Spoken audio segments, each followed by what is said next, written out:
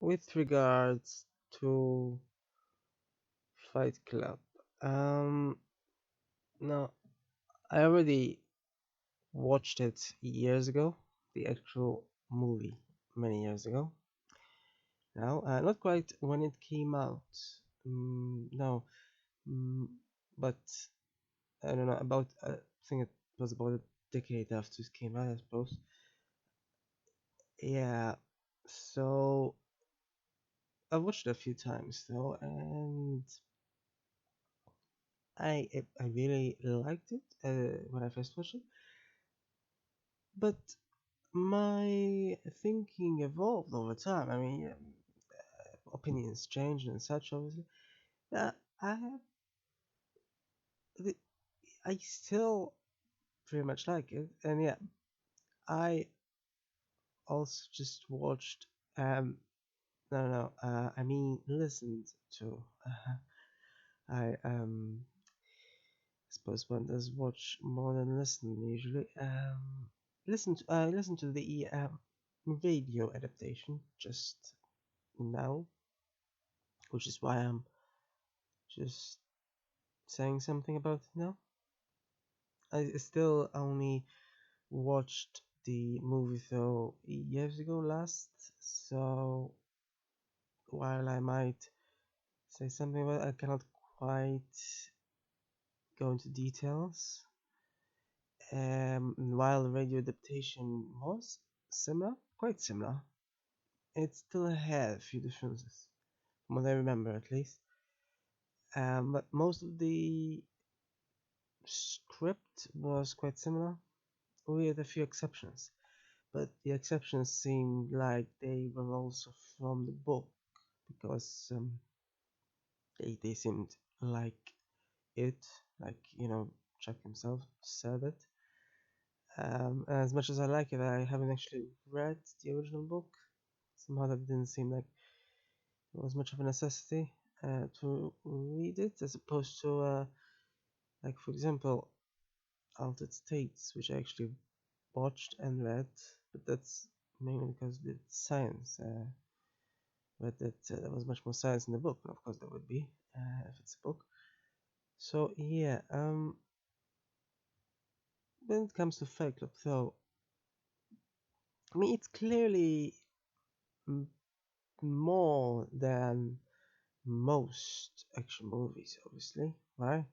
I mean, if we literally just had the Fight Club and that's it, then I don't know, maybe some people would think highly of it. I'm sure there's those who think highly of just people punching each other out, but I wouldn't, and probably never would have. No, it's not though. It's not. I mean, it's obviously it obviously has a certain thing to how Chuck describes everything.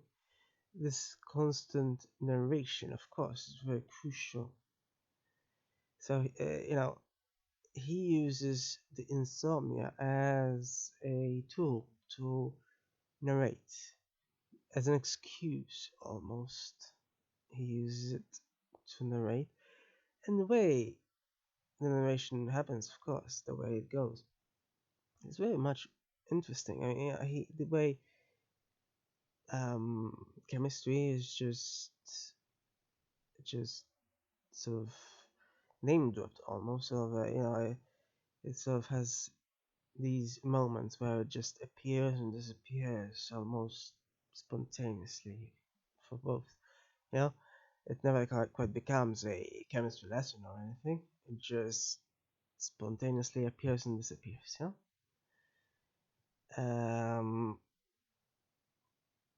I've not actually checked whether the chemistry is technically correct.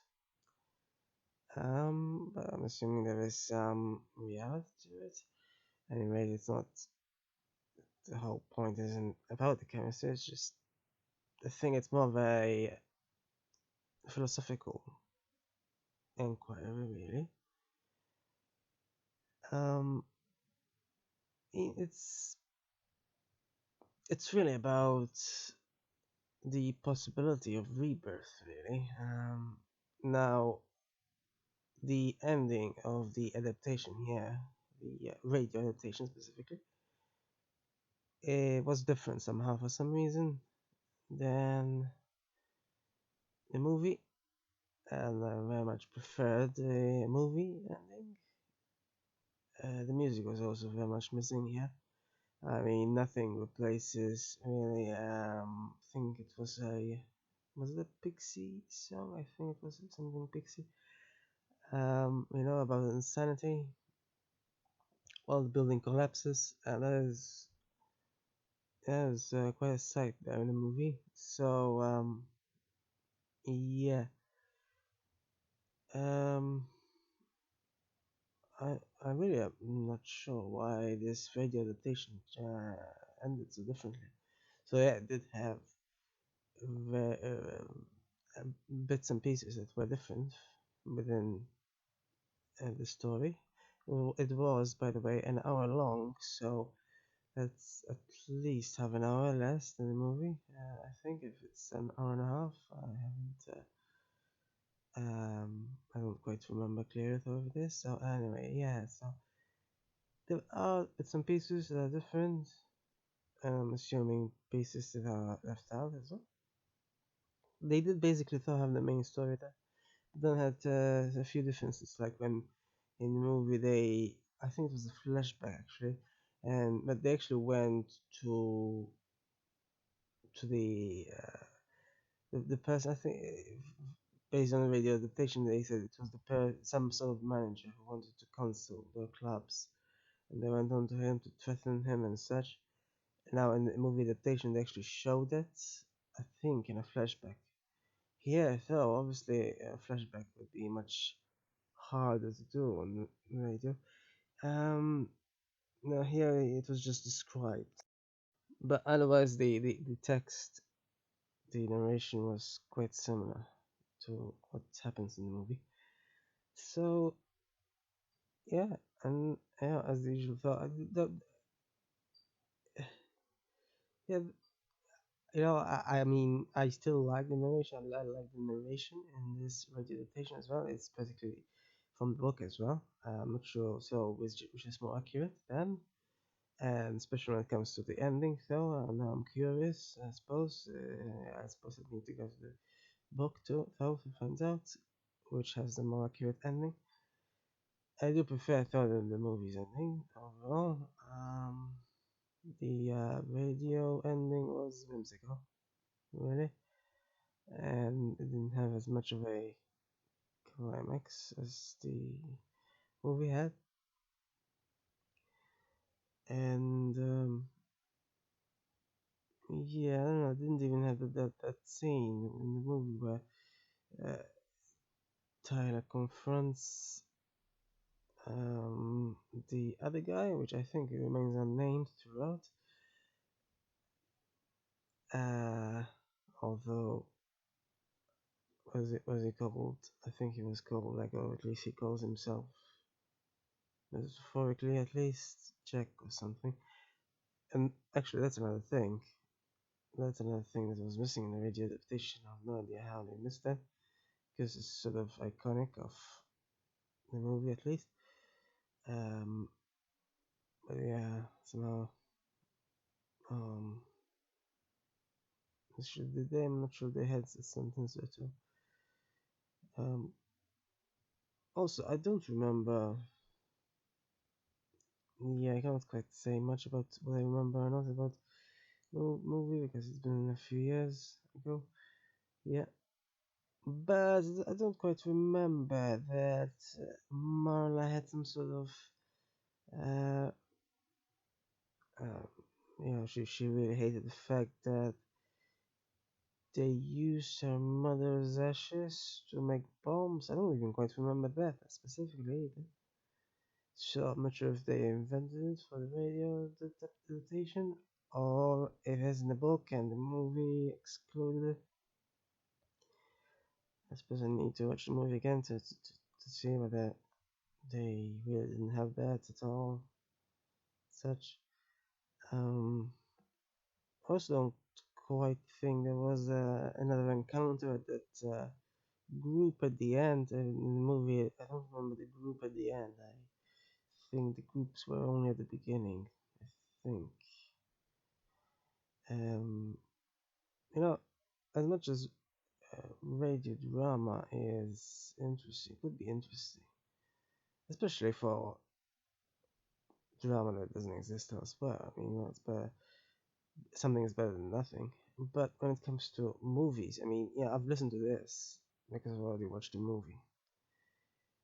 But otherwise, I would have wanted to watch the movie first. If there's a movie, I usually prefer a movie because there are other things that one can do when it's a movie, isn't there? Like in the movie adaptation, they had, from what I remember, when he said that his power animal as a penguin, they actually showed a penguin, didn't they? Now, I mean, listeners can imagine a penguin, but it's not quite the same thing. It was much, so, I don't know, almost supposed to, yeah, whatever it was in the movie. Um, yeah, and somehow, though, they managed to make his voice sound similar. I mean, all the actors were completely different from the movie adaptation, obviously. Uh, Somehow, though, uh, the protagonist's voice specifically somehow seemed similar. Not Durden's voice, though. Who was obviously originally played by Brad Pitt, and no, he didn't quite resemble that at all. I didn't think he had much to do still now, and their confrontation as well. And yeah, there isn't even a confrontation at the end. Like there is in the movie when they started to fight in a van for some reason. Yeah, instead there's a confrontation by other members. So also, I think there was that as well in the movie. Just there was also a confrontation with Durden himself. So a few changes, yeah. But otherwise, I still sort of like, obviously all the descriptions and such, and um, the one thing though that was missing in this radio adaptation was the music. I mean, there was music, but you know, from what I remember, the original music was by the Chemical Brothers, I think they're called, which is quite apt, by the way, I think, because, chemistry is a central topic, sort of, in the movie for obvious reasons. But the music really makes it something else. I mean, the electronica really builds up the movie. If it had any other sort of music, it wouldn't quite work. I mean, it wouldn't quite work if it was piano either, because it's not gentle or furious. You could have furious with piano, but you cannot have like something in between almost, like electronic can have, sort of, what the chemical bonds in the air. It was really sort of in between, sort of, like, is this a hazy dream or not, or what, sort of thing.